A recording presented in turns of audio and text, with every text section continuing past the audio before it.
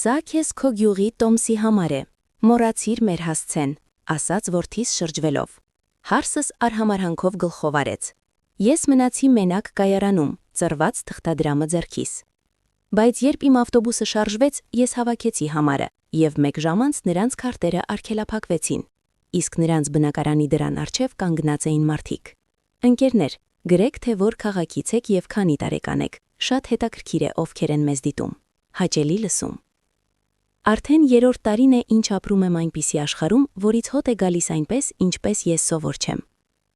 Այստեղ հսկայական երևանյան բնակարանում 15-րդ հարկում օդը ստերիլ էր, զտված, թեթևակի արհեստական կիտրոնի կեղևի բույրով, որն ընցողում էր նորաձև խոնավացուցիչը։ Հոտ էր գալիս փողով և օտար կյանքով։ Իմ աշխարհում հոտ էր գալիս այլ կերպ, հին սարայում թարմ կտրտած փայտի, եռակցման ապարատից տաք մետաղի և մի փոքր թթվաշ քիմիական հողի բույրով, ձեռքերիս վրա այգում աշխատելուց հետո։ Այս հակադրությունը հետապնդում էր ինձ անընդհատ, ինչպես թանկարժեք սառնարանի անհանգիստ, բայց անդադար աղմուկը։ Ես Հայկ Սարգսի Հովհաննիսյան եմ, 63 տարեկան թոշակառու, նախկին ինժեներ շինարար Վանաձորից։ Այստեղ ինձ զգում էի ոչ թե հյուր, այլ ավելի շուտ հին կահույք, որը հանել են հայրենի տանից և ժամանակավորապես դրել փայլուն ժամանակակից միջանցքի անկյունում, կահույք, որը չի համապատասխանում ինտերիերին, բայց դեռ վաղ է նետել։ Այսօրվա առավոտը սկսվեց ինչպես միշտ, զարթնեցի ժամը 6-ին, շինհրապարակում տարիներով ձևավորված սովորությամբ։ Արևը դեռ չէր բարձրացել հարևան երկնաքերերի մոխրագույն զանգվածների վրա, բայց քաղաքն արդեն գոռում էր ներքևում, ինչպես խանգարված մեղվաբույն։ Ես անշշուկ, ծայրով ոտքերով, որպեսի չարթնացնեմ Արմենին և Անիին, անցա խոհանոց։ Նրանց ննջասենյակը գտնվում էր բնակարանի մյուս կողմում, մուգ փայտե ծանր դռան հետևում, բայց ես դեռ վախենում էի ավելորդ ձայն հանել։ Վերջին ամիսների ընթացքում ես սովորել եմ շարժվել այս տանը գրեթե անձայն, ինչպես ստվեր։ Խոհանոցը նման էր վիրահատարանի, սպիտակ փայլատակող ճակատներ, պողպատե սեղան, սենսորային կոճակներ տեխնիկայի վրա։ Ես բացեցի պահարանը, հանեցի իմ հին էմալապատ գավաթը, եզրին հազիվ նկատելի ճեղքով։ Իմ նախկին կյանքից միակ առարկան, որ բերել եմ ինձ հետ։ Սուրճի մեքենանը դիեզերանավի կառավարման վահանակի նման հնչեցրեց մեղեդային ազդանշան։ Ես սեղմեցի կոճակը, և գավաթի մեջ լցվեց բուրավետ, բայց ինչ-որ անհոգ խմիչք։ Ես միշտ նախընտրել եմ ջազվայի մեջ եփած սուրճը, բայց իմ ջազվային մնացել է Վանաձորում, մնացած ամեն ինչի հետ միասին։ Մինչ սուրճ էի խմում, նայելով արթնացող քաղաքին, խոհանոց մտավ Անին։ Նա շղարշե խալաթով էր, մազերը անփույթ հանգույցով, դեմքին կանաչ գավեդի մակ, որից նա նմանվում էր այլմոլորակայինի։ Նա սահեց հայացքով իմ գավաթի վրայով, և նրա բարակ շուրթերը թեթևակի խեղաթյուրվեցին։ Բարի առավոտ։ Նրա ձայնը սառ էր ինչպես առավոտյան մշուշը։ Վաղ ես այսօր, Անի ջան, պատասխանեցի ես, փորձելով, որ ձայնս հնչի հնարավորինս խաղաղ։ Տարեցների սովորություններ։ Նա ոչինչ չպատասխանեց, բացեց սառնարանը, հանեց հանքային ջրի շիշը, լցրեց բարձր բաժակի մեջ, ավելացվեց կիտրոնի շերտ։ Նրա յուրաքանչյուր շարժումը չափված էր, նրբագեղ, ինչպես կինոյում դերասանուհի մոտ։ Նա գեղեցիկ էր այդ սառը, կատարյալ հղկված գեղեցկությամբ, որը լավ է երևում ամսագրերի շապիկներին։ Արմենը խնդրեց ասել, որ այսօր երեկոյան մեզ մոտ հյուրեր կան, ասաց նա, առանց նայելու ինձ։ Նոր նախագծի գործընկերներ։ Ընթրիքը կլինի ժամը 20-ին։ Խնդրում եմ ժամը 19-ից հետո փորձեք չդուրս գալ ձեր սենյակից։ Սիրտս տհաճ սեղմվեց, բայց ես միայն գլխով արեցի։ Իհարկե հասկանում եմ, չեմ խանգարի։ Սա արդեն առաջին նման խնդրանքը չէր։ Սկզբում դրանք ավելի փափուկ ձևակերպված էին։ Հայրիկ, դու հավանաբար հոգնած ես, հանգստացիր քո մոտ, կամ մենք այստեղ մի փոքր կնստենք ընկերների հետ, աղմուկ կլինի, քեզ անհարմար կլինի։ Հիմա արդեն հնչում էր ինչպես հրաման։ Ես դարձել էի տար, որը պետք է թաքցնել, երբ գալիս են կարևոր մարդիկ։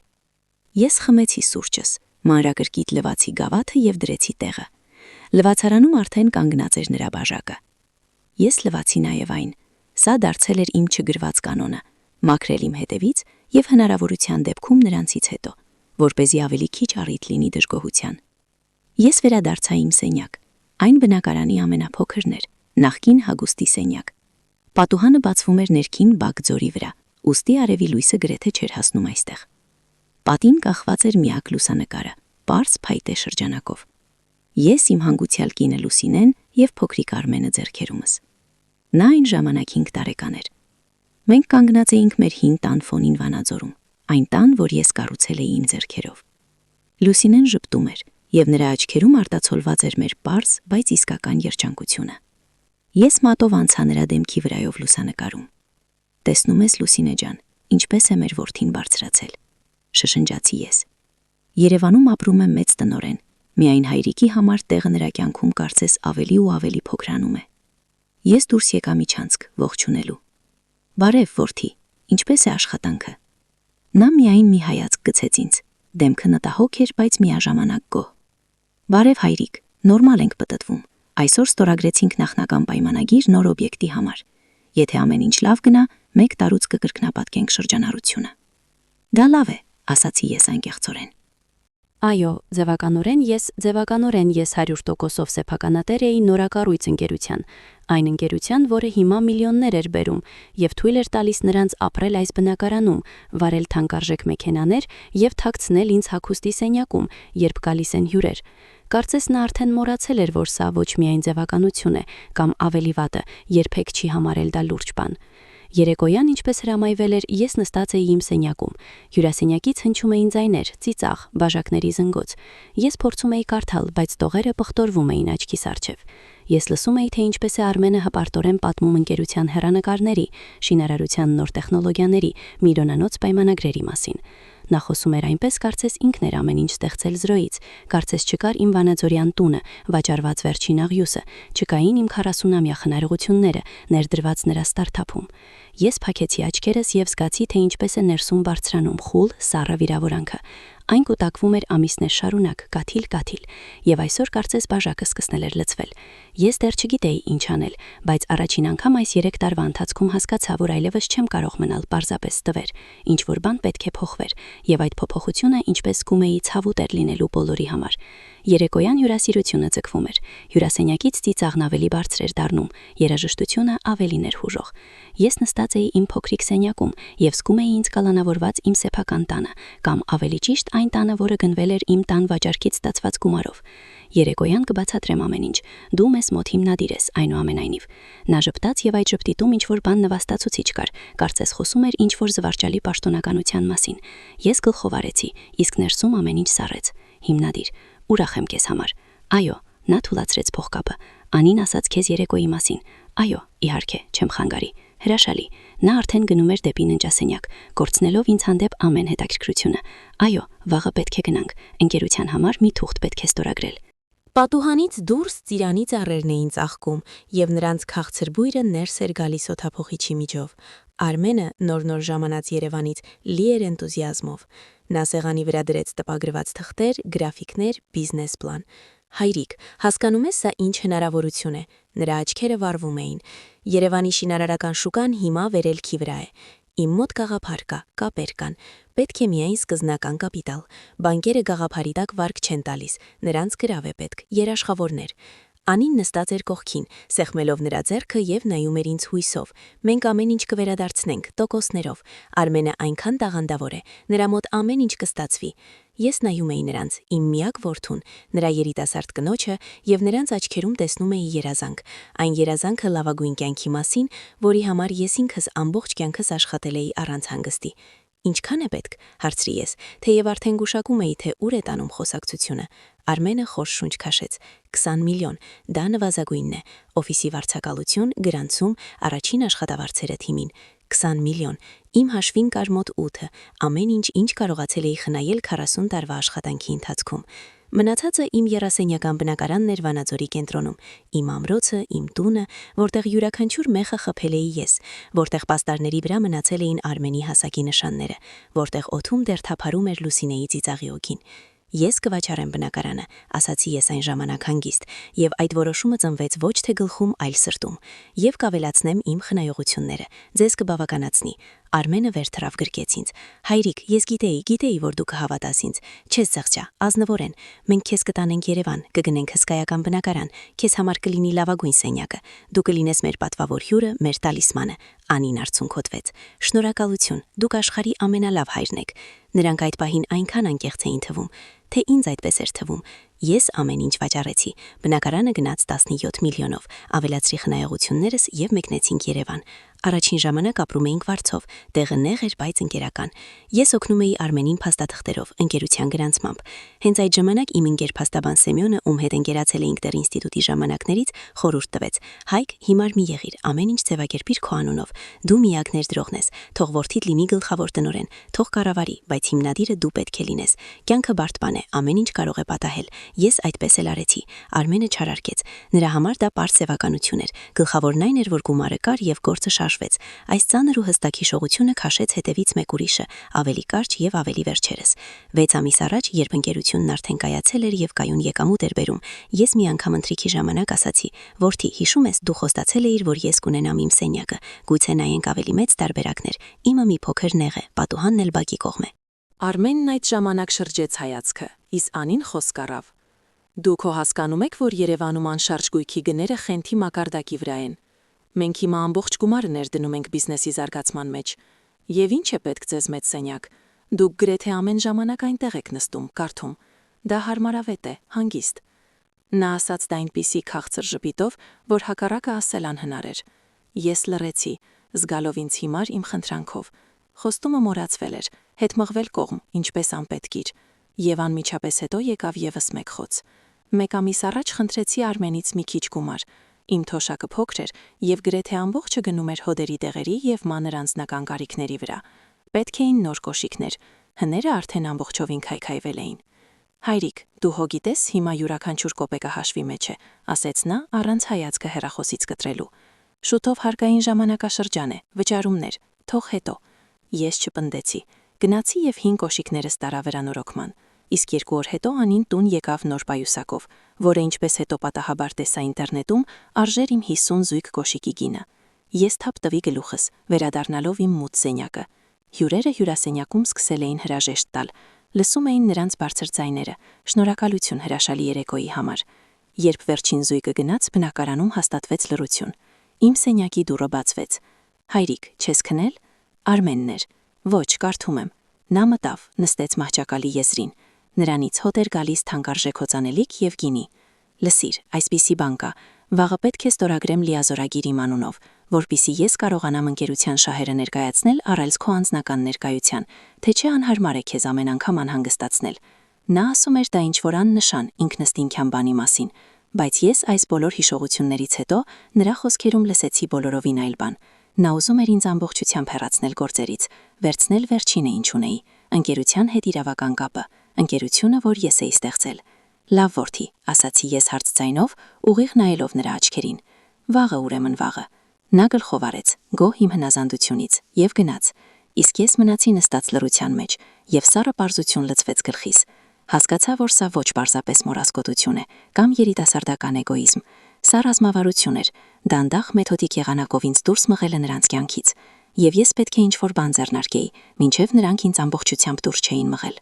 Հաջորդ օրը սկսվեց գործնական։ Արմենն առավոտից հեռախոսին էր, հրահանգներ էր տալիս, ինչ-որ բան էր համաձայնեցնում։ Անին թիթեռի պես թռչկոտում էր բնակարանով, պատրաստվելով ընկերուհիների հետ հանդիպմանը ինչ-որ նորաձև սրճարանում։ Ես լուռ նստած էի խոհանոցում, խմում էի իմ սուրճը եւ սպասում։ Երեկոյան իմ մեջ բնակություն հաստատած զգացումը չէր անցնում։ Դա զայրույթ չէր, այլ ավելի շուտ սառը, անտարբեր դիտորդություն։ Կարծես դրսից էի նայում ամեն ինչին, նշելով յուրաքանչյուր մանրամասնություն, յուրաքանչյուր բառ, յուրաքանչյուր ինտոնացիա։ Ես նրանց տեսնում էի ոչ թե որպես որդի եւ հարս, այլ որպես երկու մարդկանց, որոնք հետապնդում են իրենց նպատակները, որտեղ ինձ համար տեղ չկար։ Մոտավորապես ճաշի ժամանակ Արմենն արդեն ազատվեց։ «Հայրիկ, գնացինք», նետեց նա շարժվելիս, հագնելով նորաձև վերարկու։ «Մենք ժամու 1-ին գրանցում ունենք»։ Իջանք ստորգետնյա կայանատեղի։ Այստեղ օդ խեղդված էր, հոտ էր գալիս բենզին եւ սառը բետոնե փոշի։ Նա մոտեցավ փայլուն սև BMW կրոսովերին։ Ես լուռ նստեցի ուղևորի նստատեղը։ Սրահը պատված էր բաց գույնի կաշվով, հոտ էր գալիս նոր մեքենայի։ Հիշեցի իմ հին մսկվիչը, որով Արմենի հետ գնում էինք ձկնորսության։ Նստատեղերը մի քանի տեղայրված էին, իսկ խցիկում միշտ պառկած էին դյուշես կոնֆետներ։ Այս միտքը առաջացրեց դառը ժպիտ, որը ես շտապ թաքցրի։ Մենք քշում էինք Երևանի լայն պողոտաներով։ Նայում էի անցնող վիտրիններին, շտապող մարդկանց, այս հսկայական կյանքով եռացող քաղաքին, որտեղ ես բացարձակ օտար էի։ Այնտեղ մարդաշատ ու աղմկոտ էր։ Վերցրեցինք տոմսիկ եւ նստեցինք սպասելու մեր հերթին։ Արմենը նյարդային թակում էր մատերով հեռախոսի էկրանին։ Ես պարսապես նստած էի եւ նայում մարդկանց։ Ահա երիտասարդ զույգը նորացնով, ահա տարեց կինը ձեռքին փաստաթղթերի թղթապանակը սեղմած։ Յուրաքանչյուրն ունի իր կյանքը, իր հոգսերը, եւ մենք մեր պատմությամբ։ Միայն երկու կաթիլ այս հսկայական մարդկային ծովում։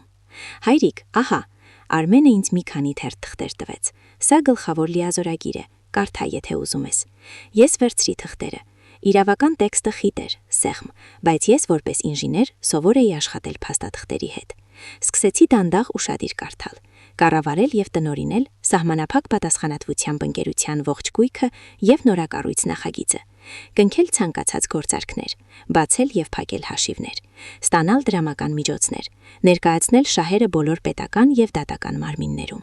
Իրականում ես նրան փոխանցում էի ամեն ինչ, բացարձակ բոլոր իրավունքները։ Այս թղթի ստորագրումից հետո ես դառնում էի դատարկ տեղ, թղթի վրա անվանական սեփականատեր առանց որևէ իրական իշխանության։ Այստեղ գրված է հետևաբար փոխանցման իրավունքով, նկատեցի ես, ցույց տալով տողը։ Սա նշանակում է, որ դու կարող ես այդ իրավունքները փոխանցել ուրիշին։ Արմենը հեռացավ հեռախոսից։ Նրա հայացքում թարթեց գրգռվածություն։ Հայրիկ, սա ստանդարտ ձևակերպում է։ Փաստաբաններն այդպես են կազմում։ Մի խառնիր գլուխդ, պարզապես ստորագրիր եւ վերջ։ Ես բարձրացրի աչքերս նրա վրա։ Ես պարզապես ուզում եմ հասկանալ, թե ինչ եմ ստորագրում։ Դու ստորագրում ես թուղթ, որը կհեշտացնի իմ կյանքը։ Նրա ձայնն ավելի բարձրացավ, եւ հերթում մի քանի մարդ շրջվեց մեր կողմը, որը թույլ կտա ինչ չտանել քեզ, թոշակառուիս, բոլոր ինստանցիաներով։ Ես աշխատում եմ, հայրիկ, ես ժամանակ չունեմ այս բյուրոկրատիայի համար։ Նա ասում էր դա այնպես, կարծես ինձ հաճույք էր անում։ Կարծես իմ ստորագրությունը դժվարություն էր դրա մեծ գործերի մեջ։ Ես լռեցի, ավարտեցի կարդալը։ Համար 217, հնչեց էլեկտրոնային ձայնը։ Պատուհան համար 8։ Մոտեցանք պատուհանին։ Հոգնած տեսքով օպերատորը վերցրեց մեր փաստաթղթերը։ Անձնագիրը խնդրում եմ, ասաց նա նայելով ինձ։ Ես տվեցի անձնագիրս։ Նա ստուգեց տվյալները, տպեց ինչ-որ բլանկ։ Ստորագրեք այստեղ եւ այստեղ։ Ես վերցրի գրիչը։ Մատներս թեթևակի դողում էին։ Նայեցի Արմենին։ Նա կանգնած էր ձեռքերը կրծքին խաչած եւ անհամբեր նայում էր ինձ։ Նրա հայացքում ոչ հարկանք կար, ոչ շնորհակալություն, միայն պահանջ։ Ես դանդաղ դրեցի իմ ստորագրությունը։ Մեկը,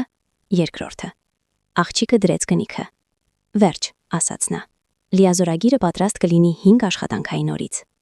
Դուրս եկանք փողոց։ Արևը վառ էր փայլում, բայց ինձ ցուրտ էր։ Դե հրաշալի, ասաց Արմենը թեթևացած։ Հիմա ավելի հեստ կլինի։ Լսիր, այստեղ ինձ գործընկեր է սպասում ճաշին։ Ես քեզ տաքսիով տուն կուղարկեմ։ Նա արդեն հանում էր հեռախոսը մեքենա կանչելու։ Նա նույնիսկ չէր պատրաստվում ինձ հետ վերադառնալ։ Ես նրա համար ավարտված առաջադրանք էի, որը կարելի էր ջնջել այսօրվա գործերի ցանկից։ Պետք չէ, ասացի ես հարց ձայնով։ Ես ինքս կհասնեմ, կքայլեմ։ Ինչպես ուզում ես, նա ուսերը թոթվեց, արդեն կորցնելով ինձ հանդեպ հետաքրքրությունը։ Ուրեմն մինչև երեկո։ Նա արագ գնաց դեպի կայանված BMW-ն առանց հետ նայելու։ Իսկ ես մնացի կանգնած մայթին, շտապող հետիոտների մեջ։ Ձեռքիս մեջ սեղմում էի կտրոնը։ Ես նոր էի կամովի հանձնել նրան բանալիները ամեն ինչից ինչ ունեի։ Եվ այդ պահին ես ինձ անհավանական հիմար զգացի։ Հիմար եւ մենակ։ Ես տուն չգնացի։ Նստեցի ավտոբուս եւ գնացի կենտրոն։ Թափառում էի փողոցներով, նայում վիտրիններին, մարդկանց։ Պետք էր մտածել։ Մտա փոքրիկ սրճարան, պատվիրեցի թեյ։ Նստած պատուհանի մոտ դիտում էի քաղաքի կյանքը եւ փորձում հասկանալ, երբ ամեն ինչ սխալ գնաց։ Երբ իմ սիրող որդին դարձավ այս սառը հաշվարկող գործարար, որի համար հայրը միայն անհարմար ձևականություն է։ Մինչ այնտեղ նստած էի, հնչեց հեռախոսի զանգը։ Սեմյոնն էր, իմ վանաձորյան ընկերը, նույն փաստաբանը։ Բարև, ինչպես ես այնտեղ քո Երևանում։ Հին ընկերներին չես մոռացել։ Բարև, Սյոմա, ուրախ էի նրան լսել։ Նրա ձայնը ողջույն էր անցյալի իսկական կյանքից։ Իհարկե չեմ մոռացել։ Ինչպես ես դու։ Նորմալ, դանդաղ։ Այստեղ մի գործ էի քննում, հիշեցի քեզ։ Ինչպես է որդուդ ընկերությունը։ Աշխատում է։ Աշխատում է, պատասխանեցի ես։ Շրջանառությունը կրկնապատկում է։ Իսկ դու ինչպես ես։ Քո բաժինը գործում։ Եվ այստեղ ես չդիմացա։ Սյոմա, այսօր կարծես կյանքիս ամենամեծ հիմարությունն արեցի։ Եվ պատմեցի նրան լիազորագրի մասին։ Նա լռեց, լսեց, հետո ասաց. Անմիջապես հետ կանչիր։ Հասկանում ես, թե ինչ արեցիր։ Դու նրան ամեն ինչ տվեցիր։ Հիմա նա կարող է վաճառել ընկերությունը, վերագրել ակտիվները, վերցնել միլիարդանոց վարկ եւ կախել ընկերության վրա։ Իսկ դու որպես հիմնադիր կպատասխանես։ Հետ կանչիր անմիջապես։ Գնա նոտարի մոտ եւ գրիր հայտարարություն լիազորագրի հետ կանչման մասին։ Ուղարկիր պատվերով նամակով ծանուցում որդուդ եւ բոլոր բանկերին, որտեղ ունեք հաշիվներ։ Մի ձգձգիր։ Ես դրեցի խողովակը։ Գլխումս պարզվեց։ Սեմյոնը ճիշտ էր։ Սա ոչ միայն հիմարություն էր, սա աղետ էր։ Բայց մինչ ես մտածում էի դրա մասին, տեղի ունեցավ այն, ինչ վերջնականապես բացեց իմ աչքերը։ Տուն վերադարձա միայն երեկոյան։ Բնակարանը դատարկ էր։ Անցա խոհանոց եւ սեղանի վրա տեսա Անիի գրությունը։ Գնացել ենք Արմենի հետ հանգստյան օրերին արվարձանային հյուրանոց։ Կերակուրը սառնարանում է։ Նրանք նույնիսկ չզանգեցին, չզգուշացրին, պարզապես գնացին։ Բացեցի սառնարանը։ Այնտեղ կար երեկվա ապուրով քացսա եւ պանրի կտոր։ Իսկ հետո մտա իմ սենյակ եւ սառեցի դրան շեմին։ Իմ մահճակալը ծածկված էր ինչ-որ տուփերով եւ փաթեթներով, իրերով։ Իմ գրքերը ամփույթ հրել էին հատակին։ Իմ միակ լուսանկարը Լուսինեի հետ ընկած էր սեղանի վրա, դեմքով ներքև։ Անին երևի որոշել էր օգտագործել իմ սենյակը որպես իր գնումների պահեստ, մինչ ես տանը չէի։ Հենց այդ պահին ես լսեցի նրանց խոսակցությունը, որը փոխեց ամեն ինչ։ Լսեցի, թե ինչպես է մուտքի դուռը խփվեց եւ հնչեցին Արմենի ու Անիի ձայները։ Նրանք երևի ավելի շուտ էին վերադարձել։ Ես դեռ չէի հասցրել դուրս գալ իմ սենյակից, երբ նրանք անցան իրենց ննջասենյակը, դուռը կիսաբաց թողնելով։ Ես ծառեցի տեղում, ակամա լսելով։ Դե ինչ, ստորագրեց, հարցրեց Անին։ Այո, ինչպես հնազանդ երեխա, պատասխանեց Արմենը ժպիտով։ Նույնիսկ լավ չկարդաց, մի քիչ դժգոհեց տեսարանի համար եւ վերջ։ Հիմա ձեռքերս ազատ են։ Հիանալի, հիմա կարող ենք հանգիստ մի մասը ակտիվների տեղափոխել իմ հաշվին։ Ամեն դեպքում հանկարծ քո հայրիկը չփոխի կարծիքը։ Չի փոխի, ուր է գնալու, ծեր է, ոչ մեկին պետք չէ, նստած է ամեն ինչ պատրաստի վրա, դեռ դժգոհել է։ Լսիր, գուցե իսկապես ժամանակն է նրան հետ ուղարկել։ Անիի ձայնը դարձավ հաջողախոսական։ Ինչներիս է մեզ պետք այստեղ, միայն տեղ է զբաղեցնում, հյուրեր են գալիս, ստիպված ենք թաքցնել, ամոթ է, ազնվոր են։ Տեսքը գյուղական թոշակառուի պես է։ Ես արդեն մտածել եմ դրա մասին, պատասխանեց Արմենը։ Պետք է պարզապես հարմար պահ գտնել։ Կասենք, որ բժիշկները խորհուրդ են տվել թարմոտ։ Տոմս կգնենք, մի քիչ գումար կտանք առաջին ժամանակի համար եւ թող գնա։ Իսկ ընկերությունը շուտով ամբողջությամբ ին վրա կվերագրեմ, ճանապարհ կգտնեմ։ Նա մեզ արդեն պարտք է նրանով, որ այստեղ ենք պահում։ Ես կանգրած էի դրան հետևում եւ շունչս պահած։ Նրանց յուրաքանչյուր բառը սրտիս վրա մուրճի հարվածի պես էր։ Ամոթ է, գյուղացի, ծանրաբեռնվածություն։ Նրանք ոչ միայն ուզում էին ինձ դուրս շպրտել, նրանք արհամարհում էին ինձ։ Իմ ողջ սերը, ողջ իմ զոհաբերությունը նրանց համար միայն ծաղրի առիթ էր։ Ես անշշուկ փակեցի իմ սենյակի դուռը, սառը զայրույթը, որ երբեք չէի ճանաչել իմ մեջ, սկսեց բարձրանալ հոգու խորքերից։ Ամեն ինչ, այլևս ոչ մի արդարացում, ոչ մի խղճահարություն։ Նրանք ինքներն էին ուզում սա, նրանք կստանան այն, ինչ արժանի են։ Գիշերը անքուն անցկացրի, պառկած էի իմ մահճակալին, ծածկված նրանց թուփերով եւ նայում էի մութ պատուհանին։ Որդուս եւ հարսից ձայները դեռ հնչում էին ականջներումս, կրկնելով դաժան բառերը, ինչպես խցանված պլաստինկա։ Ամոթ է, ծանրաբեռնվածություն, ժամանակն է գյուղ գնալու։ Ավելի վաղ ես փնտրում էի նրանց արդարացում, երիտասարդություն, ամբիցիաներ, Երևանի ազդեցությունը, որը փոխում է մարդկանց։ Հիմա բոլոր պատրանքները փլուզվել էին։ Սա երիտասարդություն չէր, սա ստորություն էր, սառը եւ հաշվարկված։ Ես վերկացա մահճակալից եւ մոտեցա պատուհանին։ Ներքևում բակձորում վառվում էին հազվադեպ լապտերները։ Քաղաքը քնած էր, իսկ ես կառուցում էի պլան։ Ոչ թե վրեժի պլան, ոչ, արդարության վերականգնման պլան։ Ես ամբողջ կյանքս շինարար եմ եղել։ Ես կառուցել եմ տներ, կամուրջներ, իմ ընտանիքը։ Եվ գիտեի, եթե հիմքում ճեղք է առաջացել, պետք չէ այն կարկատել, այլ ամբողջ կառույցը հիմքից քանդել եւ նորից կառուցել։ Իմ ընտանիքը ճեղք է տվել, եւ ժամանակն էր այն աղյուս առ աղյուս քանդելու։ Առավոտյան վեր կացա սովորականից շուտ։ Երբ Արմենն ու Անին եկան խոհանոց, ես արդեն նստած էի սեղանի շուրջը, թեյի բաժակով։ Արտաքինից հանգիստ էի, ինչպես երբեք։ Ներսում ամեն ինչ լարված էր, ինչպես լար։ Բարի առավոտ, հայրիկ, ասաց Արմենը, խուսափելով իմ հայացքից։ Նա լցրեց իրեն սուրճ, արեց տեսք, թե շատ զբաղված է։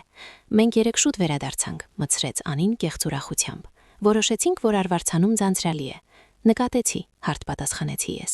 Նրանք փոխադարձ նայեցին։ Իմ հանգստությունը հստակորեն լարվածություն էր առաջացրել նրանց մեջ։ Նրանք սպասում էին ամեն ինչի՝ վիրավորանքի, հանդիմանքի, բայց ոչ այս սառը անտարբերության։ Ես որոշեցի հասցնել առաջին հարված, որ նրանք չէին սպասում։ Արմեն, ես երեք մտածում էի ընկերության գործերի մասին, սկսեցի ես ուղիղ նայելով նրան։ Իմ մոտ կան մի քանի գաղափարներ լոգիստիկայի օպտիմալացման վերաբերյալ։ 40 տարի շինարարությունում, գիտես, որոշ փորձ կա։ Նա խեղդվեց սուրճով։ Հայրիկ, եկ չանենք սա։ Նա շրթունքները սրբեց անձեռոցիկով։ Ես ասացի քեզ, հիմա ամեն ինչ այլ կերպ է։ Թվայնացում, տեխնոլոգիաներ, դու սրանում չես հասկանում։ Ես էլ չեմ խոսում տեխնոլոգիաների մասին, շարունակեցի ես հանգիստ։ Խոսում եմ տարական բաների մասին, նյութերի գնումներ, կապալառուների հետ աշխատանք։ Դատելով այն հաշվետվություններից, որոնք դու ինձ տվել ես ստորագրելու համար, ձեզ մոտ ցեմենտի գերացախս կա գրեթե 20%-ով։ Նա կարմրեց։ Որտեղից ես իմացել։ Սա առևտրային գաղտնիք է։ Ես քեզ տվել եմ դրանք պարզապես ձևականության համար։ Ես հիմնադիր եմ որդի։ Իմ սեփական ընկերության մեջ ինձ համար առևտրային գաղտնիքներ չկան։ Ես շեշտը դրի իմ բառի վրա եւ տեսնում եմ, որ ինչ որ մեկը կամ գողանում է, կամ պարզապես չգիտե ինչպես աշխատել։ Անին վեր թռավ։ Դուք Արմենին մեղադրում եք գողության մեջ, ինչպես եք համարձակվում։ Նա օր ու գիշեր աշխատում է, որպեսզի դուք այստեղ տաք ու հագեցած նստեք։ Ես ոչ մեկին չեմ մեղադրում։ Նայեցի նրան սառը հայացքով։ Ես փաստեր եմ արձանագրում եւ որպես ընկերության սեփականատեր իրավունք ունեմ հարցեր տալու։ Խոհանոցում կախվեց զնգացող լռություն։ Նրանք նայում էին ինձ ինչպես խենթի։ Կարծես ծեր հնազանդ հայրը հանկարծ ապստամբել էր։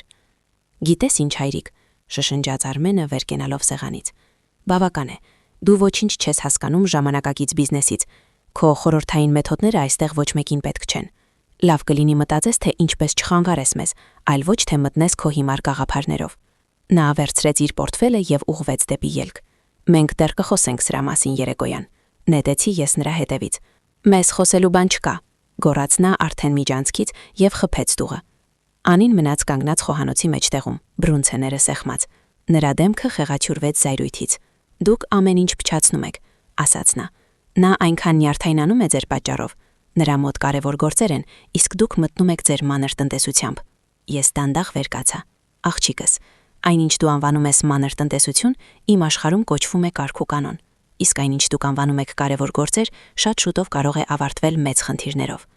Ես դուրս եկա խոհանոցից նրան մենակ թողնելով։ Գիտեի, որ այս խոսակցությունը միայն սկիզբն է։ Նրանք դեռ չէին հասկացել, որ ես դադարել եմ խաղալ նրանց կանոններով։ Այս տեսարանը այդքան սուր եւ ցավոտ հիշողությունից հանեց ամենածանր հիշողությունը, այն, որի մասին փորձում էի չմտածել այս բոլոր տարիները։ Ես 35 տարեկան էի, Արմենը 10։ Լուսինեն արդեն հիվանդ էր քաղցկեղով։ Սարսափելի բառ, որը ներխուժեց մեր կյանք եւ ամեն ինչ քանդեց։ Վերջին ամիսները դժոխք էին։ Հիվանդանոցներ, քիմիաթերապիա, անքուն գիշերներ նրա մահճակալի մոտ։ Նա աչքիս առջև էր մարում, իսկ ես պատրվում էի աշխատանքի, հիվանդանոցի եւ որդուս միջև։ Հիշում եմ, թե ինչպես նա վերցրեց իմ ձեռքը իր նիհար թափանցի կափով եւ շշնջաց. Հայկ, խոստացիր ինձ, խոստացիր, որ հոգ տանես Արմենի մասին, որ կդնես նրան ոտքի վրա, որ նա ոչնչի կարիք չի ունենա։ Ես լաց էի լինում ինչպես տղա եւ երդվում էի նրան, որ կանեմ ամեն ինչ, ինչ կարող եմ, եւ նույնիսկ ավելին։ Նրա հեռանալուց հետո մնացի մենակ 10-ամյա որդուս հետ։ Ես դարձա նրա համար եւ հայր եւ մայր։ Սովորեցի պատրաստել նրա սիրելի սիրնիկները, ստուգում էի դասերը, գնում էի ծնողական ժողովներ։ Հրաժարվեցի առաջ խաղացումից, որը պահանջում էր տեղափոխություն այլ քաղաք։ Հրաժարվեցի անձնական կյանքից։ Իմ ողջ ուժերը, ողջ ժամանակս, ողջ գումարներս գնում էին նրան։ Ուզում էի կատարել Լուսինեին տված խոստումս։ Ուզում էի, որ նա մեծանա արժանավոր մարդ։ Հիշում եմ նրա ավարտական երեկոն։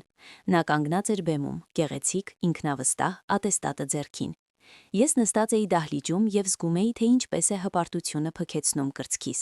Ես արեցի դա։ Ես նրան դրեցի ոտքի վրա։ Մտածում էի, որ նա հիշում է, թե ինչ արժեցավ ինձ սա։ Իսկ հիմա, կանգնած շքեղ երևանյան բնակարանի միջանցքում, հասկանում էի, որ նա ոչ միայն մոռացել է, այլև արժեզրկել է ամեն ինչ։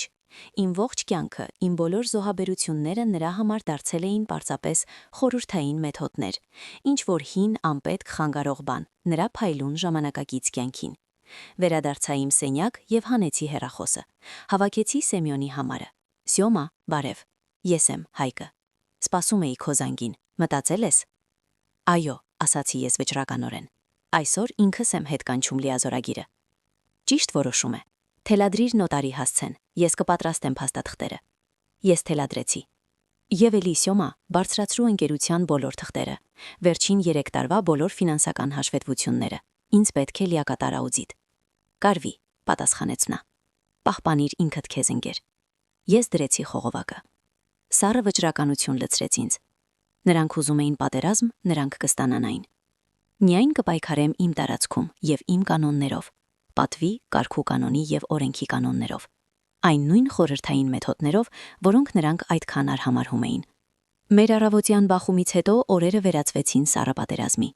Արմենն ու Անին գրեթե չէին խոսում ինձ հետ, շփվելով միայն կարճ սառը արտահայտություններով։ Բնակարանում մթնոլորտն այնքան լարված էր, որ կարելի էր տանակով կտրել։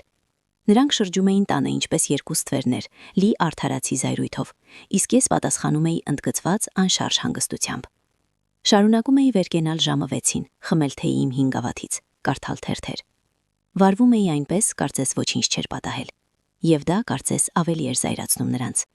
Նրանք սպասում էին, որ ես ներողություն կխնդրեմ, կզղջամ, կխնդրեմ ներողություն իմ համարձակության համար, բայց ես լռում էի։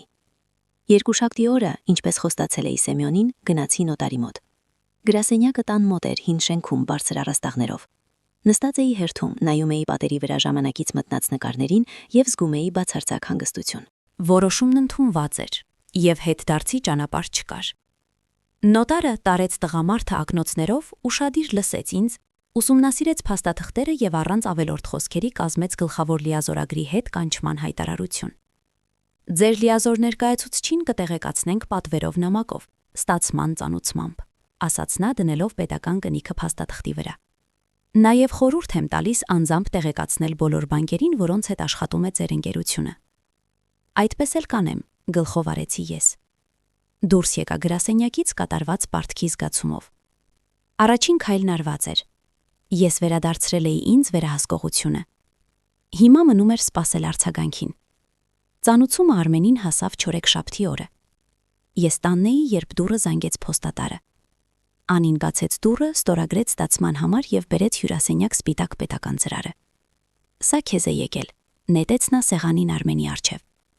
Նա բացեց ծրարը։ Արագ անցավ տեքստով։ Նրա դեմքը դանդաղ փոխվեց։ Սկզբում թերահավատություն, հետո անհավատություն, իսկ հետո զայրույթ։ Սա ինչ է։ Նա վեր թռավ թափահարելով թուղթը օդում։ Սա ինչ է նշանակում։ Նա վազեց իմ մոտ։ Ես նստած էի աթոռին եւ կարդում էի գիրքը։ Հայրիկ, սա ինչ կատակ է։ Սա կատակ չէ, որդի։ Հանգիստ պատասխանեցի ես, կողք դնելով գիրքը։ Սա պաշտոնական փաստաթուղթ է։ Ես հետ կանչեցի լիազորագրիրը։ Դու նա չէր կարողանում բառեր գտնել։ Ինչպես համարձակվեցիր առանց իմ իմացություն։ Իսկ դու համարձակվեցիր առանց իմ իմացություն իմ ապագան գրավ դնել, վարկեր վերցնել եւ ընկերության վրա անհասկանալի ծախսեր կախել։ Ես ուղիղ նայեցի նրա աչքերին։ Ես վերադարձրի ինձ պատկանողը, օրինական իրավունքով։ Վերահսկողությունը իմ սեփականության նկատմամբ։ Քո սեփականության։ Բարձրացավ Անին։ Այո, այս ընկերությունը Արմենն է ստեղծել։ Նա է աշխատել։ Իսկ դուք պարզապես թղթի վրա եք եղել։ Նա աշխատել է իմ գումարով, աղջիկս։ Կտրեցի ես։ Իմ տան գումարով։ Իմ կյանքի գումարով։ Եվ այլևս չեմ թույլ տա, որ դուք տնօրինեք դրանք ինչպես ձեր սեփականը։ Արմենը ընկավ բազմոցին։ Գլուխը ձեռքերով բռնած։ Դու ամեն ինչ քանդեցիր։ Դու ամեն ինչ քանդեցիր։ Վաղը ներդրողների հետ հանդիպում ունեմ։ Պայմանագիր ստորագրելու օր է։ Ինձ պետք էին այդ լիազորությունները։ Ուրեմն ստիպված կլինես հետաձգել։ Կամ ինձ հետդ տանել։ Որպես միակ հիմնադիր։ Վստահ եմ ներդրողներին հետաքրքիր կլինի ծանոթանալ բիզնեսի իրական սեփականատիրոջ հետ։ Նա բարձրացրեց ինձ վրա հայացք լիատելությամբ։ Ես երբեք, լսում ես, երբեք քեզ հետս չեմ տանի։ Ամոթ կլինի իմ գործընկերներին ցույց տալ քեզ։ Ահա նորից, ամոթ է, այս վառը դարձել էր ամեն ինչի բանալին։ Դե ինչ, ասացի ես վեր կենալով, սա քո ընտրությունն է, իսկ հիմա եթե դեմ չեք ես կգնամ իմ մոտ, պետք է հանգստանամ։ Ես գնացի իմ սենյակ, թողնելով նրանց իրենց զայրույթն ու շփոթմունքը հասկանալու։ Լսում էի, թե ինչպես են նրան գոռում, վիճում։ Անին մեղադրում էր նրան փափկամորթության մեջ։ Նա նրան, որ նա իր հակառակը դարձրել հոր դեմ։ Նրանց կատարյալ աշխարհը կառուցված իմ գումարով սկսել էր ճաքճքել կարերի վրա։ Նրանք հասկացան, որ ուղիղ ճնշմամբ ինձ չեն կոտրի եւ որոշեցին փոխել մարտավարությունը։ Ուրբաթ երեկորյան, երբ ես նստած էի իմ մոտ, նրանք թաքեցին դուռը։ Մտան ընդգծված լուրջ դեմքերով։ Արմենը ձեռքում պլանշետ էր պահում։ «Հայրիկ, պետք է խոսենք», սկսեց նա հաշտարար տոնով, որը վաղուց չէի լսել։ «Մենք այստեղ մտածեցինք», շարունակեց Անին, նստելով մահճակալի եզրին։ «Դու հավանաբար մենակ ես զգում։ Քեզ պակասում է շփումը, թարմոթը»։ Ես լուր նայում էի նրանց, սպասելով, թե ուր են տանում։ «Ընդհանուր առմամբ մենք քեզ համար հիանալի լուծում ենք գտել»։ Արմենը բացեց պլանշետում ինչ-որ էջ։ «Նայիր, էկրանին փոքրիկ տան լուսանկար էր, շրջապատված խնձորենիներով։ Սա գյուղ է Վանաձորի մոտ, ոչ հեռու այնտեղից, որտեղ դու մեծացել ես», շարունակեց նա։ «Մենք խոսեցինք մեր հեռավոր հարազատի, մորաքույր Զինայի հետ։ Նա մենակ կին է, օգնության կարիք ունի տնային գործերում։ Նրա տունը մեծ է, տեղ կա։ Նա ուրախությամբ կընդունի քեզ։ Մտածեցինք, որ սա կլինի իդեալական քեզ համար», ասաց Անին։ «Բնություն, հանգիստ, լավ մարդիկ։ Կարող ես գնալ ձկնորսության, անտառ սնկերի, կհիշես երիտասարդությունը»։ Նրանք նայում էին ինձ սպասողականորեն, կարծես առողջարանային պուտևկա էին առաջարկում։ Իսկ ես առջևումս տեսնում էի իմ աքսորի պատկերը։ Նրանք ամեն ինչ մտածել էին, գտնել ինձ տեղ, որտեղ չեմ խանգարի, ուղարկել հեռու Երևանից, ընկերությունից, իրենց կյանքից։ «Եվ սա ամեն ինչ իմ մասին հոգ տանելու», հարցրի ես, նայելով նրանց աչքերին։ «Իհարկե», բացականչեց Արմենը։ «Մենք ուզում ենք, որ դու երջանիկ լինես։ Մենք նույնիսկ քեզ նվեր ենք գնել»։ Անին ինձ տվեց սպիտակ ծրար, առաջին ժամանակի համար։ Ես վերցրի ծրարը։ Ներսում տոմս էր, մոտակա շաբաթօրը։ «Դուք ամեն ինչ որոշել եք ինձ համար», ասացի ես հանգիստ։ «Մենք որոշեցինք, թե ինչպես կլինի լավագույնը բոլորի համար», ուղեց ինձ Արմենը։ «Դու կհանգստանաս, կվերականգնվես, իսկ մենք այստեղ կկարգավորենք գործերը։ Իսկ հետո գուցե կգան քեզ այցելության»։ Նա սուտում էր եւ նույնիսկ չէր ջանում թաքցնել դա։ Ոչ ոք ոչ միտեղ գալու մտադրություն չուներ։ Սա մեկ ուղղությամբ տոմս էր։ Նայեցի տոմսին, հետո նրանց փայլող դեմքերին։ Նրանք այնքան հպարտ էին իրենցով, իրենց հնարամտությամբ, իրենց հոգատարությամբ։ «Լավ», ասացի ես երկար լռությունից հետո։ «Համաձայն եմ»։ Նրանք փայլեցին։ «Հայրիկ, մենք գիտեինք, որ կհասկանաս»։ Արմենը նույնիսկ ուսից թակեց։ «Սա ամենաճիշտ որոշումն է», գլխով արեց Անին։ Նրանք դուրս եկան սենյակից, գոհ իրենց հաղթանակից, իսկ ես մնացի նստած, տոմսը ձեռքիս։ Նրանք կարծում էին, որ ազատվել են ինձանից։ Նրանք կարծում էին, որ ես հանձնվել եմ, բայց ես պարզապես ընդունեցի նրանց խաղի կանոնները։ Ես կգնամ Վանաձոր, բայց ոչ թե մորաքույր Զինայի մոտ գյուղում մնալու, այլ Սեմյոնին հանդիպելու եւ իսկապես գործի անցնելու համար։ Նրանք ինքներ ինձ տվեցին բոլոր քարտերը, եւ ես պատրաստվում էի խաղալ այս խաղը մինչև վերջ։ Շաբաթ օրվա առավոտը կայարանում լի էր եռուզիկով եւ հրաժեշտներով։ Ուղեբեռներով մարդիկ շտապում էին դեպի իրենց ավտոբուս։ Դիկտորը հայտարարում էր ժամանումների եւ մեկնումների մասին։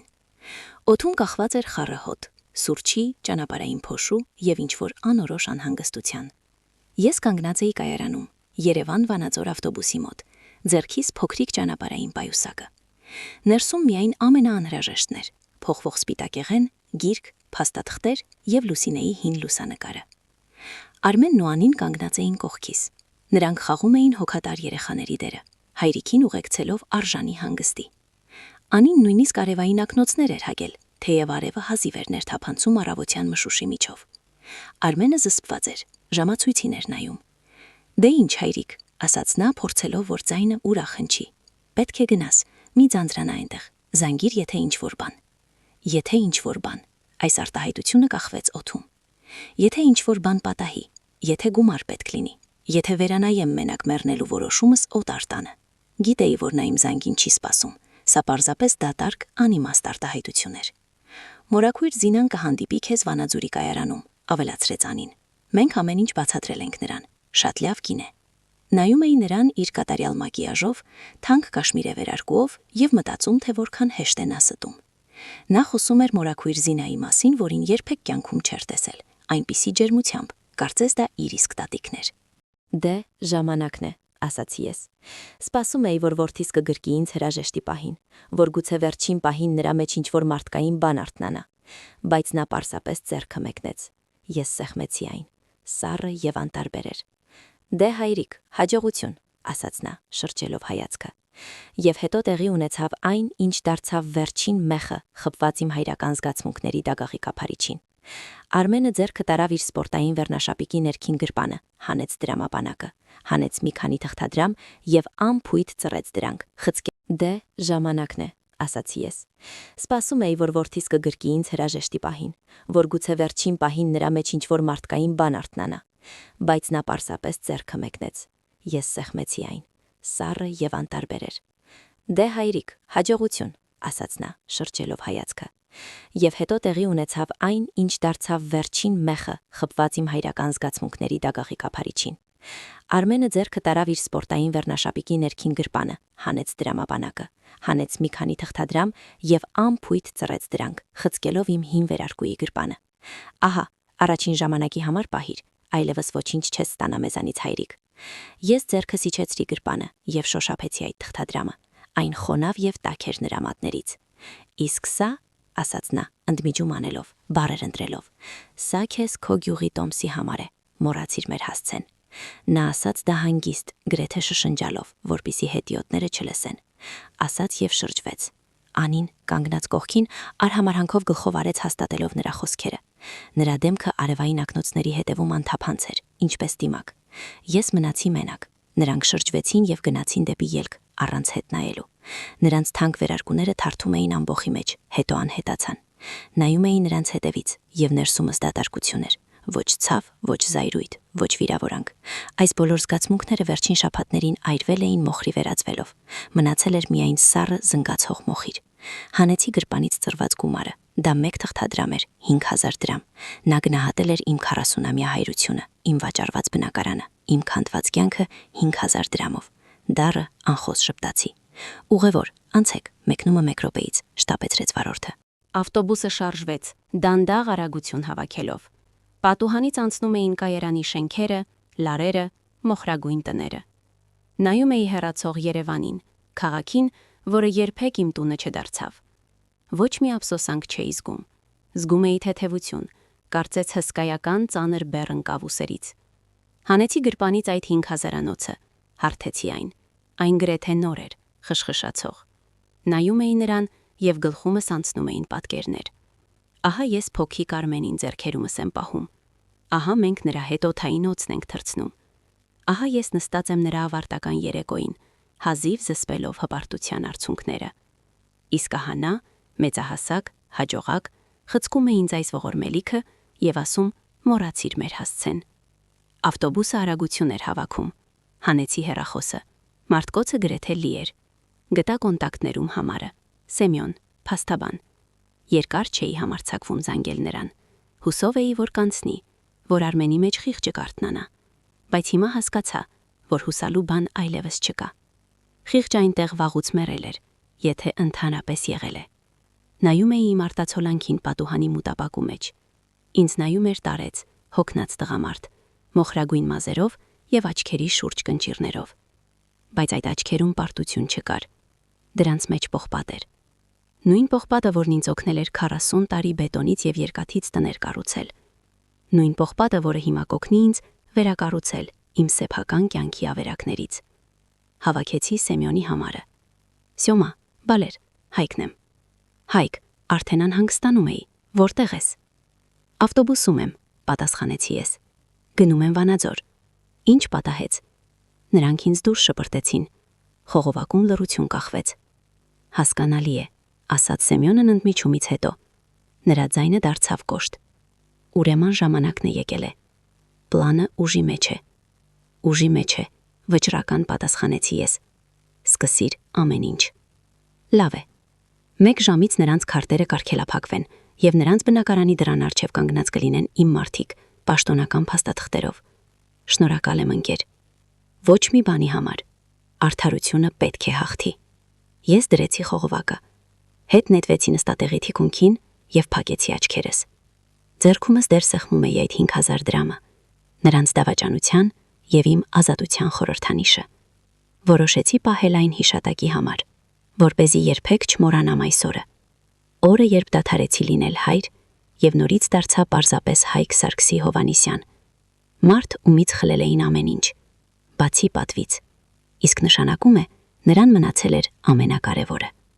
Նստած էի պատուհանի մոտ եւ նայում էի անցնող լանդշաֆտներին։ Կեչիները սպիտակեցնում էին դաշտերը, ծածկված առաջին դեռ համեստ ձյունով։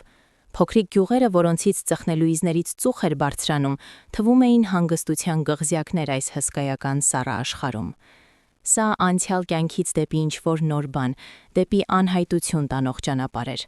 Ցավը, որը, ինչպես թվում էր ինձ, այրվել էր միջև մոխիր, սկսեց վերադառնալ։ Ոչ սուր, այլ խուլ, ցավոտ։ Այն նստած էր կրծքիս խորքում։ Ես կրկին ու կրկին գլխումս պտտում էի կայարանի տեսարանը։ Ծրված 5000-ը, որդու սառը աչքերը, հարսիս արհամարհական գլխով անելը։ Մոռացիր մեր հասցեն։ Այս արտահայտությունը ոչ պարզապես բառեր էր, սա դատավճիռ էր։ Նրանք ոչ միայն դուրս շպրտեցին ինձ, նրանք ջնջեցին իրենց կյանքից ինչպես անպետք գրառում հեռախոսագրքում։ Հանեցի պայուսակից Լուսինեի լուսանկարը։ Նա ժպտում էր ինձ, երիտասարդ, գեղեցիկ, լի կյանքով։ Հիշում եմ, թե ինչպես էինք երազում ծերության մասին։ Ներկայացնում էինք, թե ինչպես կնստենք մեր վանաձորյան տան վերանդայում, կխմենք մեղրով թեյ եւ կնայենք, թե ինչպես են խաղում թորները։ Մենք կմեծացնենք Արմենին, ամեն ինչ կտանք նրան, իսկ հետո պարզապես կապրենք, ուրախանալով նրա հաջողություններով։ Միայն պատկերացրու, Հայկ, ասում էր նա, մեր որդին մեծ մարդ կդառնա, իսկ մենք կհպարտանանք նրանով։ Ներիր ինձ, Լուսինե ջան, շնշնջացի ես նայելով նրա դեմքին։ Կարծես չհաջողվեց ինձ։ Ես մեծացրի ոչ այն մարդուն, ում ուզում էինք։ Թե գուցե ես ինչ-որ բան սխալ արեցի, գուցե չափից շատ տվեցի նրան, չափից շատ սիրեցի, չափից շատ զիջեցի ամեն ինչում։ Հիշում էի նրա մանկությունը, լավ տղա էր, բարի, արձագանքող։ Հիշում եմ, թե ինչպես է տուն բերել վիրավոր կատվի ձագուկ եւ խնամել էր նրան գերագրելով պիպետկայով։ Ուր գնաց այդ ամենը, երբ նրա մեջ բնակություն հաստատեց այդ սառը հաշվարկող ցինիզմը։ Գուցե Երևանն է փչացրել նրան, թե Անին, թե Գումարը, թե նա միշտ այդպիսին էր, պարզապես ես իմ կույր հայրական սիրո մեջ չէի ուզում նկատել։ Այս մտքերից միայն ավելի վատ էր դառնում։ Հանեցի լուսանկարը եւ պարզապես սկսեցի նայել պատուհանից։ Ավտոբուսը կանգ առավ ինչ-որ փոքր կայարանում։ Դուրս եկան մի քանի մարդիկ, տարեց զույգ, կինը երեխայով։ Նրանք գրկախառնվում էին հանդիպողների հետ, ծիծաղում։ Սովորական մարդիկ, սովորական կյանք։ Իսկ ես նստած էի այստեղ, ինչպես վանդակում, եւ գնում էի ոչ մի տեղ, գյուղ, մորաքույր Զինայի մոտ, որին վերջին անգամ տեսել էի մոտ 30 տարի առաջ, ինչ-որ մեկի հուղարկավորության ժամանակ, օտար տուն, դարեր ապրելու, ինչպես անպետք իր։ Եվ հանկարծ մտքովս անցավ, իսկ ինչու ըստ էության պետք է անեմ սա։ Ինչու պետք է ընդունեմ նրանց խաղի կանոնները։ Ինչու պետք է գնամ այդ գյուղը եւ հանգիստ մարեմ, մինչ նրանք Երևանում վայելում են կյանքը, կառուցված իմ ոսկորների վրա։ Ես Հայկ Հովանիսյան եմ, 40 տարի տներ եմ կառուցել։ Գիտեմ, թե ինչ է ամրությունը, թե ինչ է հուսալիությունը, թե ինչ է հիմքը։ Եվ գիտեմ, որ նրանց փայլուն կյանքը կանգնած է հիմքի վրա, որը դրել եմ ես։ Եվ այդ հիմքը ընկերության 100% բաժնետոմսերը նորակառույցում պատկանում են ինձ։ Այս միտքը եղավ ինչպես կայծակի փայլ մութ սենյակում։ Այն լուսավորեց ամեն ինչ եւ ցույց տվեց ելքը։ Ամբողջ ապացյան, ամբողջ ցավը, ամբողջ շփոթմունքը, որոնք տանջում էին ինձ, հանկարծ անհետացան։ Նրանց տեղը եկավ սառը զնգացող զայրույթը։ Բայց սա ոչ կույր կործանման զայրույթ էր, սա ստեղծագործության զայրույթ էր, ինձ համար նոր կյանք ստեղծելու եւ նրանց համար արդարություն հաստատելու։ Հիշեցի այն օրը, երբ մենք Արմենի եւ Սեմյոնի հետ նստած էինք Վանաձորի իրավաբանական գրասենյակում եւ ձևակերպում էինք ընկերության փաստաթղթերը։ Հայրիկ, իսկ ինչու հիմնադիրը դու կլինես, հարցրեց այն ժամանակ Արմենը։ Գուցե անմիջապես ինձ վրա, որովհետեւ որդի, միջամտեց Սեմյոնը։ Այս ընկերության մեջ ներդրվող բոլոր գումարները քո հորն են պատկանում։ Սա նրա ակտիվն է եւ այն պետք է պաշտպանված լինի։ Դու կլինես գլխավոր տնօրեն։ Քեզ կտրվի լիակատար գործողության ազատություն, աշխատավարձ, բոնուսներ, բայց վերահսկողությունը պետք է մնա նրա մոտ, ով ռիսկի է դնում ամեն ինչը։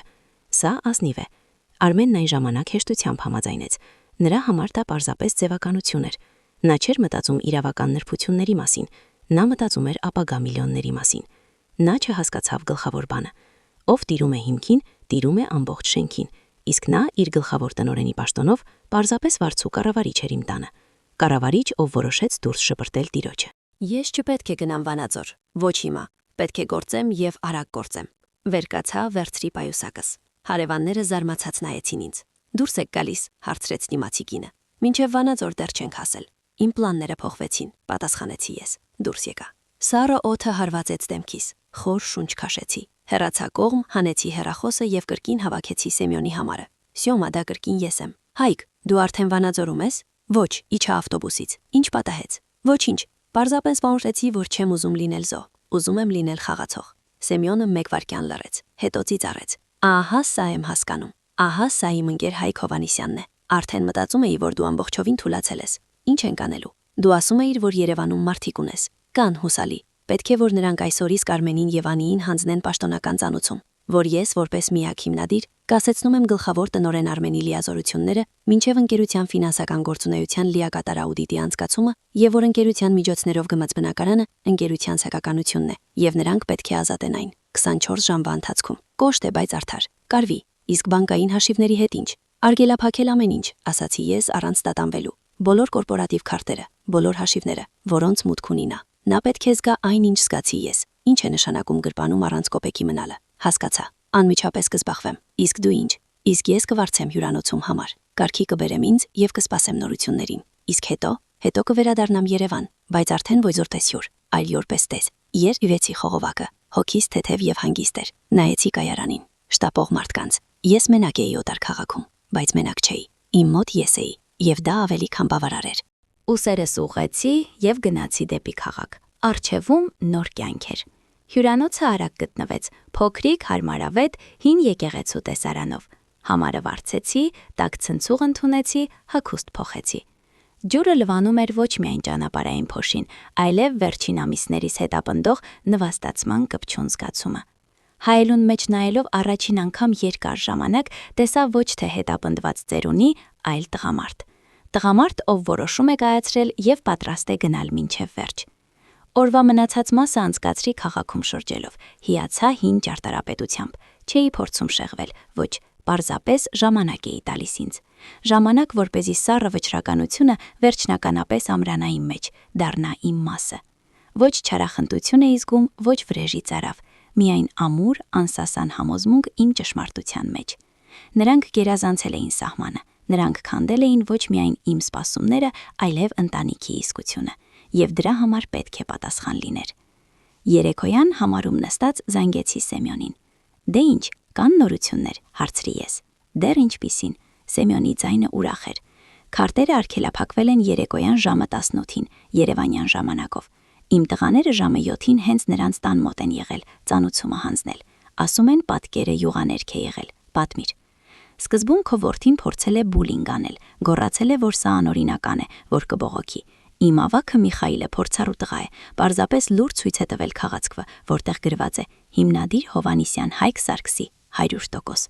Արմենը ասում են գունատվել է ինչպես կտավ, հետո սկսել է ինչ-որ բան մրմնջալ լիազորագրի մասին։ Իսկ ինչ է լիազորագրի հետ, այն, որ դու հետ ես կանչել, եւ նոտարական կարգով հաստատված հետկանչի պատճենը կցված է եղել փաստաթղթերի փաթեթին, շախ եւ մատ, ինչպես ասում են։ Ես շփտացի։ Իսկ Անին Սեմյոնը ընդմիջեց։ Սկզբում փորձել է խաղալ ազնվական տիկնոջ դեր, ասել է, որ սա թյուրիմացություն է, որ իր ամուսինը հարգված բիզնեսմեն է։ Բայց եւ Միխայելը հանգիստ բացատրել է, որ նրանք գտնվող բնակարանը ընկերության ակտիվ է եւ ենթակա է կալանքի աուդիտի շրջանակներում եւ որ 24 ժամվա ընթացքում պետք է հավաքեն անձնական իրերը, նա ասում են նստել է միջանցքի պուֆին եւ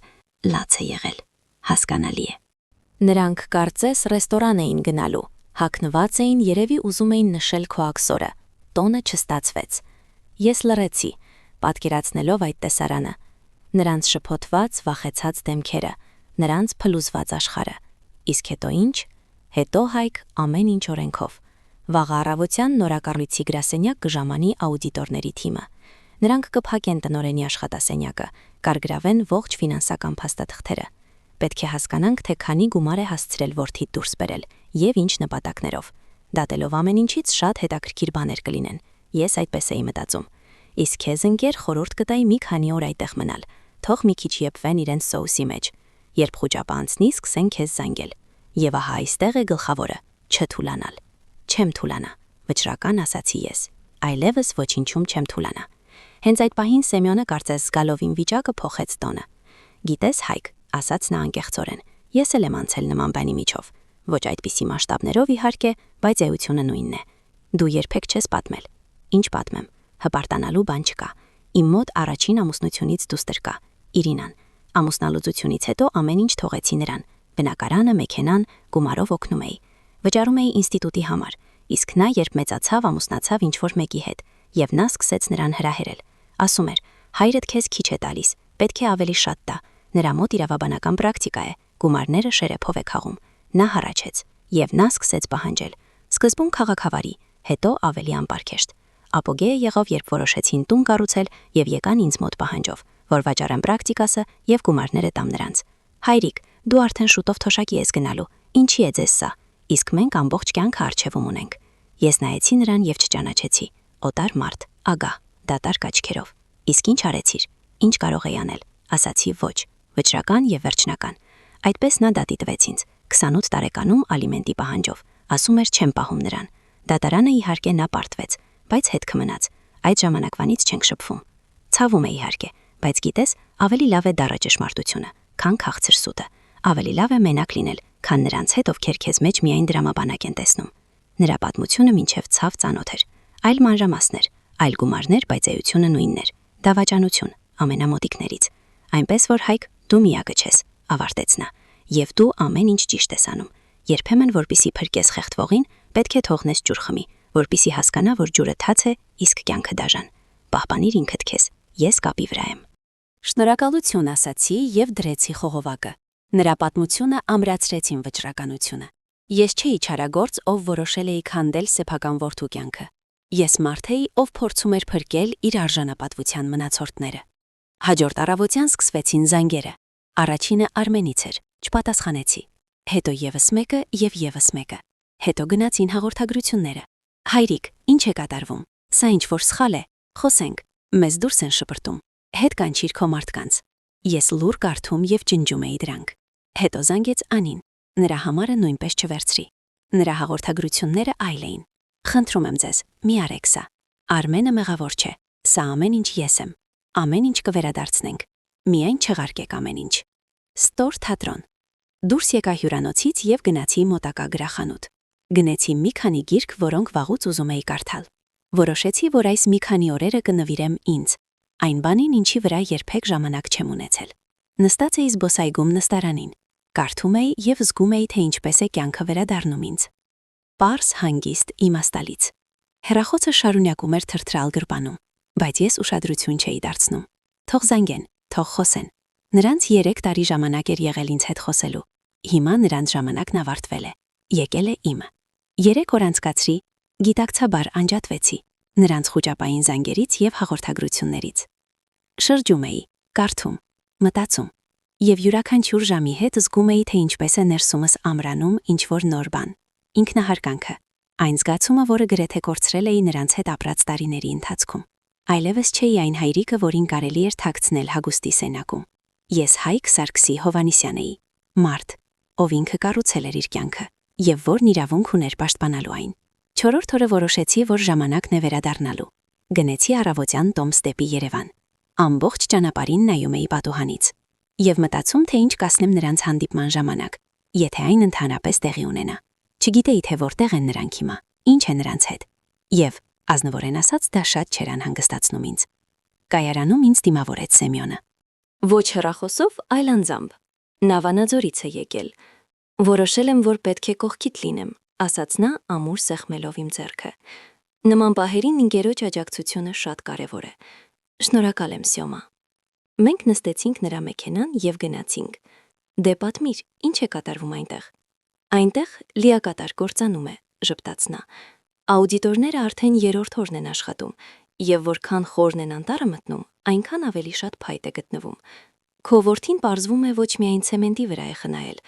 Նա գումարներ է դուրս բերել մեկօրյա ընկերությունների միջոցով, կանխիկացրել է կեղծ անձանց միջոցով։ Կինը ակտիվորեն օգնել է նրան, Անցկացրել է կեղծ հաշիվներ դիզայներական ծառայությունների համար։ Նրանք կարծես կարծում էին, թե ամենախելացիներն են։ Նախնական գնահատականներով վերջին 2 տարվա ընթացքում ընկերության հաշվիներից դուրս են բերել մոտ 50 միլիոն։ Գումարը ինձ չզարմացրեց, այն մոտավորապես համապատասխանում էր նրանց կյանքի մակարդակին։ Իսկ բնակարանի հետ ինչ։ Նրանք 3 երեկոյան դուրս են եկել, ուր են գնացել անհայտ է։ Արմենի հեռախոսը անջատված է, Անին էլ չի պատասխանում։ Հասկանալի է, բայց սա դեռ ամենը չէ։ Սեմյոնը շրջվեց դեպի ինձ։ Ամենահետաքրքիրն այն է, որ աուդիտորները գտել են երկրորդ հաշվապահությունը Արմենի աշխատասենյակի սեյֆում, եւ այնտեղ ընկեր ամեն ինչ շատ մանրամասն է գրված, ուր, ում եւ ինչի համար են գնացել գումարները, ներառյալ մեծ գումարներ որոշակի մանվելի հաշվիներին, Անիի հոր։ Հենց այդպես։ Կարծես թե քո հարսդ ոչ միայն պայուսակների վրա է ծախսել, այլև իր ընտանիքը է պահել քո ընկերության հաշվին։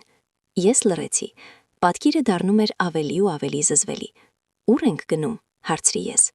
Քո բնակարանը, պատասխանեց Սեմյոնը։ Իմ տղաները 3 փոխել են այնտեղի կողպեքները։ Հիմա դա կրկին քո տարածքն է։ Մոտեցանք տանը։ Նույն այն տանը, որտեղ ես անցկացրել եմ 3 տարի, ինչպես բանդարկության մեջ։ Բայց հիմա ես մտնում էի այնտեղ այլ զգացումով։ Նոր բանալին մցրի կողպեքի մեջ, եւ դա իմ կյանքի բանալին էր։ Բնակարանը դատարկ էր, բայց խառնաշփոթ էր տիրում։ Իրերը ցրված էին, դարակները դուրս քաշված։ Տեսնում որ նրանք շտապով էին հավաքվել։ Խոհանոցի սեղանի վրա ընկած էին չվճարված հաշիվներ, ինչ որ գովազդային բուկլետներ, եւ այդ ամենի մեջ թղթի մի թերթ, գրված Անիի շտապողական ձեռագրով։ Սա գրություն էր։ Չգիտեմ կկարդաք արդյոք սա, բայց ուզում եմ որ իմանաք։ Ես ամեն ինչում ինձ եմ մեղադրում։ Ես եմ Արմենին դեմ դարձրել ձեզ։ Ես ուզում էի գեղեցիկ կյանք։ Ես նախանձում էի ընկերուհիներիս։ Մտածում էի, որ գումարը գլխավորն է, իսկ հիմա հասկացա, որ ոչինչ ավելի սարսափելի չէ, քան մնալ մենակ, առանց աջակցության, առանց տան։ Արմենը գնաց, ասաց, որ ես եմ նրան դրել այս վիճակի մեջ, որ ես եմ մեղավոր ամեն ինչի համար։ Նա վերցրեց մնացած վերջին գումարները եւ գնաց։ Չգիտեմ որտեղ է նա։ Ներեք ինձ, եթե կարողանաք։ Անի։ Կարդացի գրությունը եւ տվեցի Սեմյոնին։ Նա արագ անցավ տողերով։ Դասական պատմություն, ասաց նա։ Երբ նավը խորտակվում է, առաջինը վազում են առնետները։ Ես ոչ խղճահարություն, ոչ չարախնդություն չէի զգում, միայն դատարկություն եւ ինչ-որ տարօրինակ դառը հոգնածություն։ Դե ինչ, ասացի ես, պետք է մաքրություն անել։ Վերցրի գրությունը, ծռեցի եւ նետեցի աղբարքը։ Որտեղից սկսենք, հարցրեց Սեմյոնը։ Սկսենք նրանից, որ այս բնակարանին վերադարձնենք նորմալ մարդկային տեսք, պատասխանեցի ես։ Իսկ հետո կմտածեմ, թե ինչ անել առաջ։ Եվ մենք սկսեցինք գործել։ Առաջինը զանգեցի բանկ, ոչ այն բանկը, որտեղ արգելափակված էին հաշիվները, այլ իմ Վանաձորյան։ Ես որպես միակ հիմնադիրը, որն ունի հիմնական ակտիվներին մուտք, տվեցի հրահանգ։ Ընկերության հաշիվներում մնացած բոլոր միջոցները տեղափոխել իմ անունով բացված նոր ժամանակավոր հաշվին։ Սա ապահովագրություն էր, որպիսի ոչ Արմենը, ոչ որևէ ուրիշը չկարողանա մուտք գործել դրանց։ Հետո մենք Սեմյոնի հետ նստեցինք սեղանի շուրջ եւ սկսեցինք կազմել պլան։ Առաջինը, ասաց նա, մատը ծալելով, պետք է պաշտոնապես աշխատանքից ազատել Արմենին, վստահության կորուստը եւ ֆինանսական խարդախության հոդվածով։ Սա կփակի նրա ճանապարհը ցանկացած պարկեշտ ընկերությունում, համաձայն եմ։ Երկրորդը, պետք է դիմում ներկայացնել ոստիկանություն, միջոցների հափշտակության փաստով։ Աուդիտորական հաշվետվությունը պատրաստ կլինի 1 շաբաթից։ Սա կլինի հիմնական ապացույցը։ Սա չափազանց չէ, կասկածեցի ես։ Միևնույնն է նա իմ որդին է։ Խիստ նայեց ինձ Սեմյոնը։ Նա գող է, ով քեզնից է գողացել, եւ եթե հիմա ներես նրան, նա երբեք չի հասկանա դասը։ Հանցագործությունը պետք է պատժվի, հակառակ դեպքում կկրկնվի անընդհատ։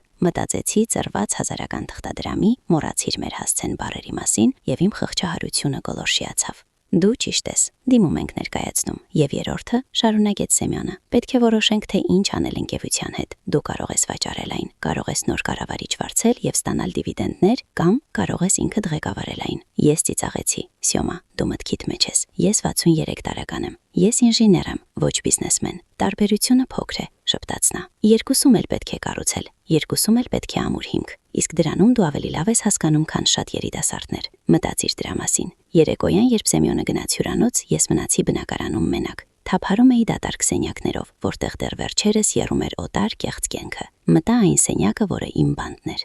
Դուրս նետեցի բոլոր տուփերը, որոնք այնտեղ թողել էր Անին։ Տեղը դրեցի Լուսինեի լուսանկարը։ Բացեցի պատուհանը։ Սենյակ մտավ թարմ, զով օդ։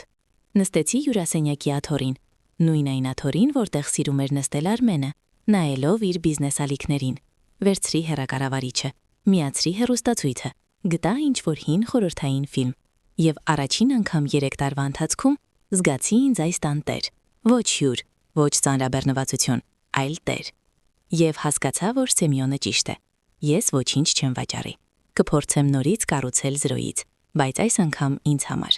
Հաջորդ շաբաթը թռավ ինչպես մեկ օր։ Գլուխս ընկղմեցի ընկերության գործերում։ Արավոտից մինչև երեկո նստած էի գրասենյակում, որը հիմա օրինականորեն իմն էր։ Սեմյոնի կողմից վարձված աուդիտորների թիմը ավարտում էր իր աշխատանքը։ Նրանց նկարած պատկերը հուսահատեցնող էր։ Արմենն ու Անին ոչ միայն գողացել էին, նրանք դա արել էին համակարգված, մեծ մասշտաբով, առանց ոչինչից խուսափելու։ Կեղծ պայմանագրեր, գերագնահատված կառուցվածքային գնահատականներ, կապալառուներից հետ ընկած գումարներ, կորպորատիվ հաշիվներից անձնական ծախսերի վճարումներ, ռեստորաններում ընթրիքներից մինչև հանգստավայրերում հանգիստներ։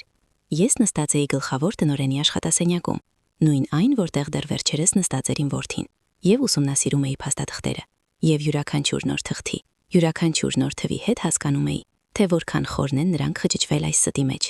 Նրանք ոչ միայն գեղեցիկ կյանք էին ուզում, նրանք կարծում էին, որ իրավունք ունեն դրա վրա, իրավունք գնված իմ հաշվին։ Ընկերության աշխատակիցները սկզբում զգուշությամբ էին նայում ինձ։ Նրանք ինձ մեջ տեսնում էին տարօրինակ ձեր հոր, նախկին շեֆի, ով հանկարծ գրավել է իշխանությունը։ Բայց աստիճանաբար տեսնելով, թե ինչպես եմ խորանում գործերի մեջ, ինչպես եմ ինժեներների հետ խոսում մեկ լեզվով, ինչպես եմ ստուգում գծագրերն ու գնահատականները, նրանց վերաբերմունքը սկսեց փոխվել։ Նրանք ինձ մեջ տեսան ոչ թե ինքնակամ տիրակալ, այլ մասնագետ, այն շինարարին, որով ես եղել եմ ողջ կյանքում։ Հինգշաբթի օրը աուդիտորական հաշվետվությունը պատրաստ էր, հաստ թղթապանակ, փաստաթղթերով, գրաֆիկներով, եզրակացություններով։ Ամեն ինչ ապացուցված էր, հաստատված։